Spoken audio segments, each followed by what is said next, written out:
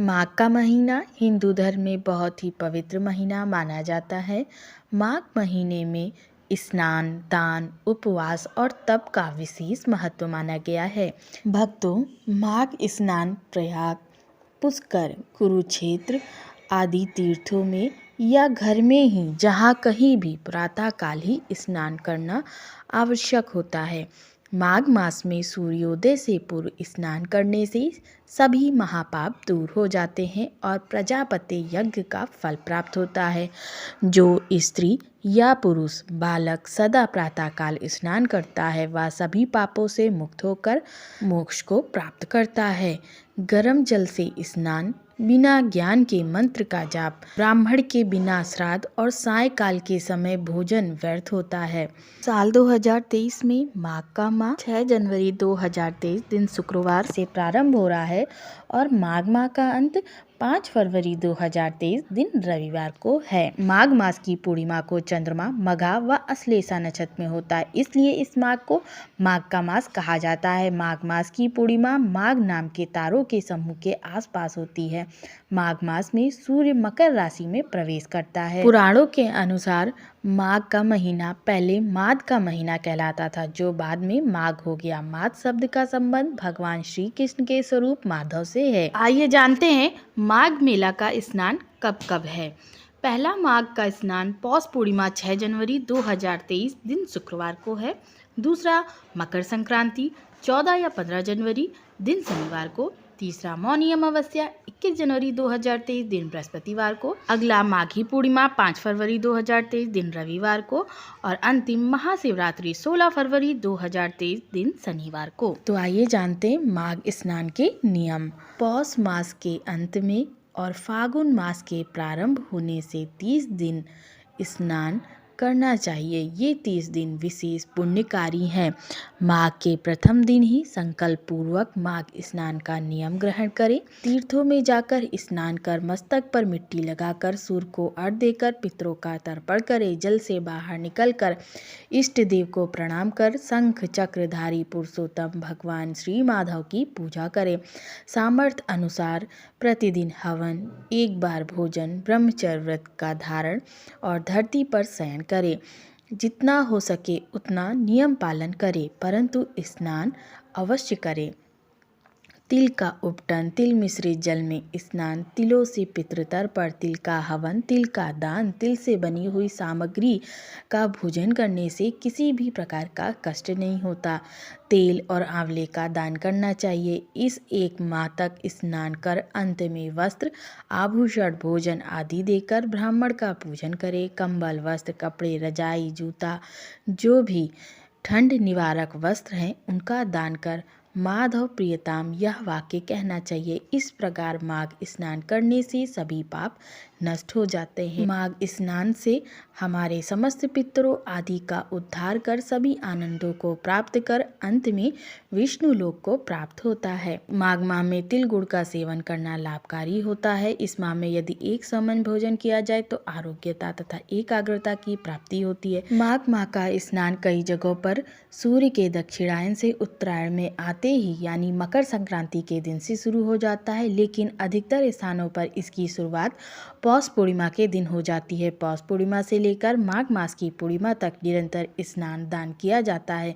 इस माह में कम से कम 3 दिन अथवा 1 दिन शीतल जल में जरूर स्नान करना चाहिए। इससे महापुण्य की प्राप्ति होती है। स्नान करने की उत्तम बेला तारे छिपने के बाद व सूर्योदय से पहले मानी जाती है। माना जाता है कि सूर्योदय के पश्चात स्नान करने से पुण्य की प्राप्ति नहीं होती है। दान व उपवास का महत्व। पौराणिक ग्रंथों में कहा गया है कि इस दिन जो ब्राह्मणों को तिल दान करते हैं उन्हें नरक के दर्शन नहीं करने पड़ते।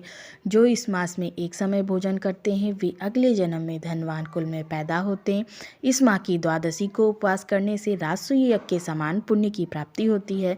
माना जाता है कि माघ स्नान एवं अनुष्ठान से ही प्रतिष्ठानपुरी के नरेश पुरुरवा को अपनी कुरूपता से मुक्ति मिली थी। भृगु ऋषि के सुझाव से व्याघ्र मुख वाले विद्याधर व गौतम ऋषि के श्राप से इंद्र को मुक्ति भी माघ स्नान के ही द्वारा मिली थी।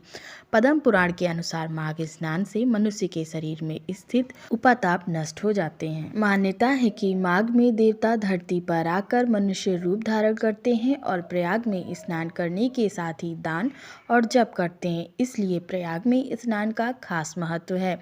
स्नान करने से सारी मनोकामनाएं भी पूरी होती हैं। पद्म पुराण में माघ मास के महात्म्य का वर्णन करते हुए कहा गया है कि पूजा करने से भी भगवान श्री हरि उतने प्रसन्न नहीं होते जितने कि माघ महीने में स्नान मात्र से। इसलिए सभी पापों से मुक्ति और भगवान वसुदेव की प्रीति प्राप्त करने के लिए प्रत्येक मनुष्य को माघ स्नान करना चाहिए। माघ मास में पूर्णिमा को जो व्यक्ति ब्रह्मवैवर्त पुराण का दान करता है उसे ब्रह्मलोक प्राप्ति होती है। माघ में ब्रह्मवैवर्त की कथा सुननी चाहिए और यदि यह संभव ना हो तो माघ महात्म्य अवश्य सुनना चाहिए। इस माह में तामसिक भोजन नहीं करना चाहिए। यह माह पुण्य कमाने साधना करने का माह होता है। इस माह में झूठ बोलना, कटु वचन, ईर्ष्या, मोह, लोभ, कुसंगत आदि का त्याग करना चाहिए। माघ मास में आने वाले त्योहार व व्रत: मकर संक्रांति 14 जनवरी दिन शनिवार को, गंगा सागर स्नान 14 जनवरी दिन शनिवार, सकट चौथ 10 जनवरी दिन मंगलवार, स्वामी विवेकानंद जयंती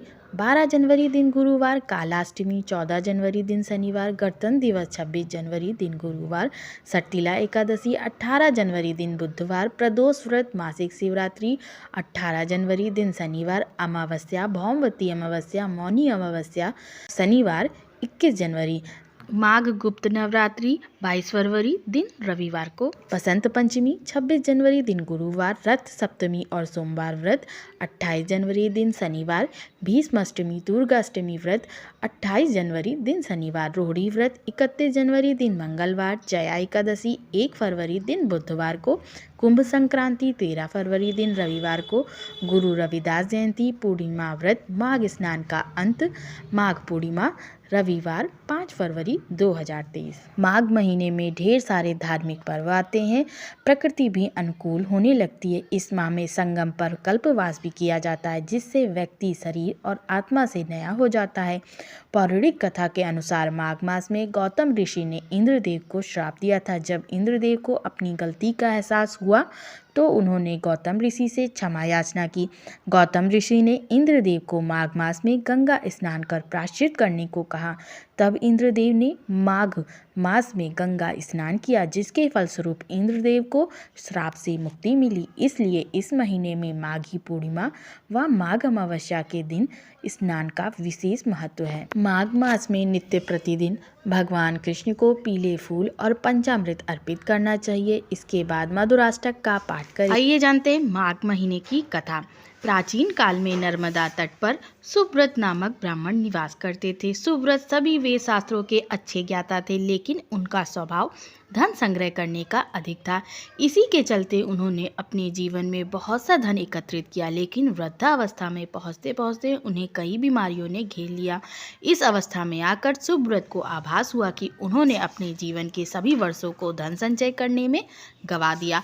सुव्रत ने विचार किया कि उन्हें परलोक सिधार जाना चाहिए और इसी बीच उन्हें एक श्लोक स्मरण हुआ जिसमें माघ मास में स्नान की विशेषता बताई गई। उसी समय उन्होंने माघ स्नान का संकल्प लिया और माघे निम्नग्ना सलिले सुशीते विमुक्त पाप स्त्री देवम प्रयान्ति श्लोक के आधार पर नर्मदा में स्नान करने लगे। उन्होंने 9 दिनों तक प्रातः नर्मदा में स्नान किया और 10वें दिन स्नान के बाद उन्होंने अपना शरीर त्याग दिया। सुव्रत ने जीवन भर कोई अच्छा कार्य नहीं किया था, लेकिन माघ मास में स्नान करके उसका मन निर्मल हो गया। माघ मास के स्नान करने से उन्हें स्वर्ग की प्राप्ति हुई। इस तरह जीवन के अंतिम क्षणों में उनका कल्याण हो गया। जय श्री कृष्ण।